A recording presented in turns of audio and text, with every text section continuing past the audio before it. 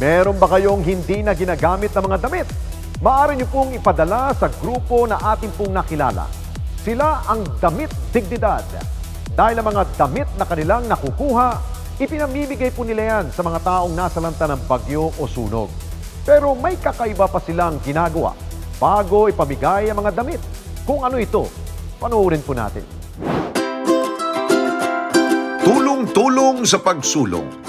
Ito ang advokasya ng grupong Damit Dignidad. Dahil ang mga hindi na ginagamit na mga damit, inaayos pa nila at ginagawang kapaki-pakinabang.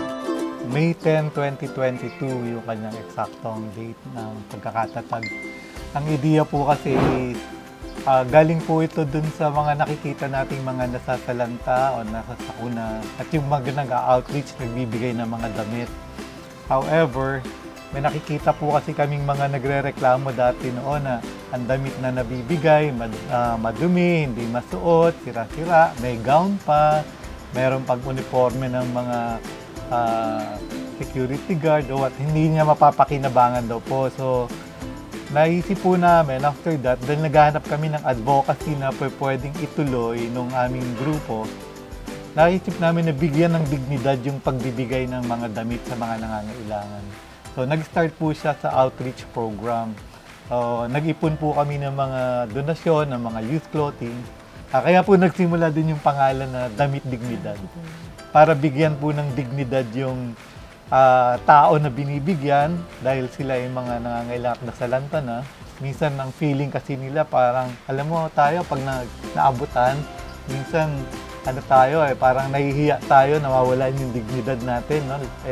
Samantalang nangangailangan nga po tayo. So, naisip tayo na bigyan natin ng dignidad yung pagbibigay at yung taong mga nangangailangan na hindi sila mag-iitsura na pulubi o nasalanta, kundi makita nila na tumutulong tayo ng maayos. Hindi lang sila basta namimigay ng mga damit dahil masusi nila itong pinipili at nilalabhan pa. 4 po yung ginagawa po namin. Resort.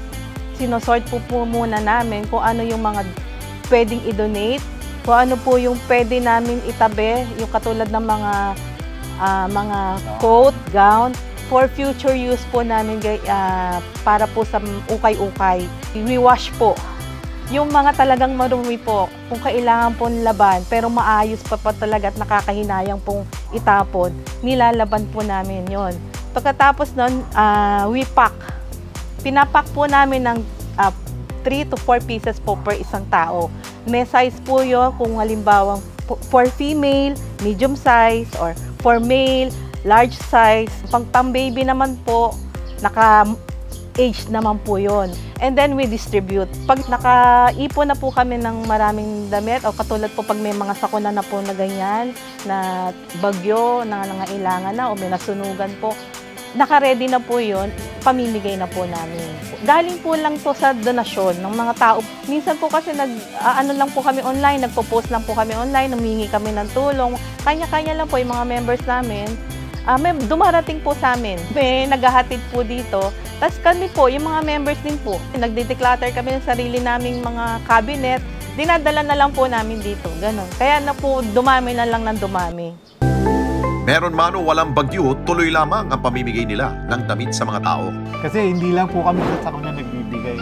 Meron kami binibigyan na kahit mga hindi po nasakuna, na ikot lang po kami sa isang lugar and then nakikipag-coordinate kami, nagbibigay po kami ng mga wearable clothes o usable clothes.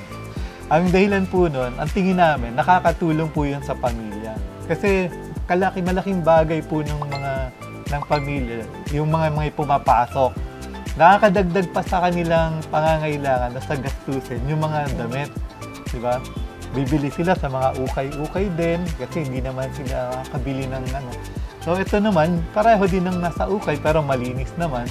So, ibibigay namin doon, tingin namin, nakatulong kami sa kanilang pamilyang kabuhayan kasi si tatay, si kuya, si ate, pag pumapasok, hindi na siya kailangan bumili ng damit. So, imbis na ibili niya ng damit, pamasahe na lang niya to, pambaon na lang, o pangkain na lang. Yung una po kasi ang nadala namin sa may bandang Rizal po. Meron din kaming napuntahan sa Bulacan, sa DRT Bulacan, mga tribo naman po ito. No? na dumagat. Dumagat. Opo. Nagdala rin po kami doon. Although marami nagbibigay, natutuwa po sila minsan kasi nakaayos po kasi yung pinamimigay Yung damit. namin. Para silang Parang bago daw po. Inayos lang namin, tapos pinak namin ng maayos na parang bago siya. So, doon sila natutuwa na masyado, na-appreciate talaga nila na nagkaroon kami ng bagong damit. Meron pa pong napaakap sa akin na sa tuwa niya na gano'n ibig sabihin po naramdaman namin na gano'n ka-importante sa kanila yung mga used clothes na ipamigay namin. Pag nag-outreach po kami, hindi po bumababa sa 200 hanggang 300 packs yung pinamimigay namin. So, marami pong nakikinabang dito. Lahat ng kanilang miyembro ay pawang volunteers. Apo, lahat po kami volunteers lang. Wala kaming binabayaran na. Lahat po kami sa sariling bulsa lang. Ang membership po namin nung sa umpisa nasa 300 plus lang, ma'am. Hanggang ngayon, nandun pa naman po sila. Ang mga volunteers naman na sina B at Delia, nahanap ang kanilang puso para makatulong sa Damit Dignidad. Nag-attend ako nung second General Assembly nila dyan sa tapat lang na elementary school. So from that time on, sumasama na ako kung meron silang activity. Yung unang sumama ako sa kanilang project, yung Bagyong Carding 2 years ago. Pumunta kami sa San Miguel, Bulacan at saka sa Nueva Ecija, sa Gapan. So far, ito yung ko ngayon pinagkakaabalaan ko kasi retired CPA ako Kumbaga 3 years na akong retired. Noon pa, pangarap ko talaga na ma-involve sa mga ganyan, magkaroon ng volunteerism talaga. Might as well, gamitin ang aking senior years ng kapaki-pakinabang. At ang feeling ko talaga is, kapag ginawa ko to, satisfied ako, parang may kabuluhan ang buhay ko. Bali po, nagsimula kami nung nagkakaroon na ng invitation, nung alam ko na po na nag-gather na sila, na tina-target na po nilang bumuo nito, nag-volunteer po ako. Kasi since then naman ho, kasi nasanay na rin po ako sa mga volunteerism. Kasi before pandemic, sir, active kami na nag-outreach program ako kada December sa PGH. Kaya lang po, since nung nag-pandemic, na-stop. So, after the pandemic po, wala na bang naging ganap.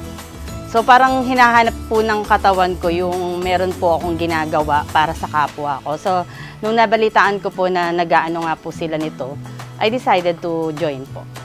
Sir, yung feeling ng fulfillment nandoon, tapos yung talagang, alam mo yung satisfaction kasi alam mo may nagawa ka para sa iba. Ang pondong kanilang ginagamit sa kanilang proyekto ay mula sa mga donasyon at mga fundraising na kanilang ginagawa. Nag-uukay-ukay po kami. Naiiwalay na po namin yung mga for ukay-ukay, yung for donation, at yung mga hindi na po namin pwedeng ipamigay at hindi rin po namin pwedeng iukay. Pagka nakaipon po ng marami na kailangan natin ng fund kasi may gagawin po kami project, walang pondo, mag-uukay muna po kami. Mag-uukay muna natin. So ngayon, bali, nagko-call kami for donation.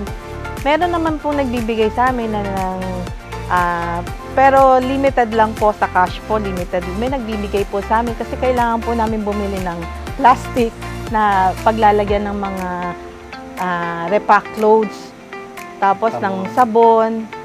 Kailangan po talaga namin na manawagan sa pagkakataon na ganito na baka po may mga mabubuting loob na makakapagbigay maliban po sa mga garments at sa mga damit na pakikinabangan pa. Ang kailangan po kasi namin ngayon yung mga panlinis like sabon, yung bleach, mga hangers po namin. Donation lang din po yan. Marami na rin, mga few hundred din po may nag-donate. Kailangan din namin ng timba, balde.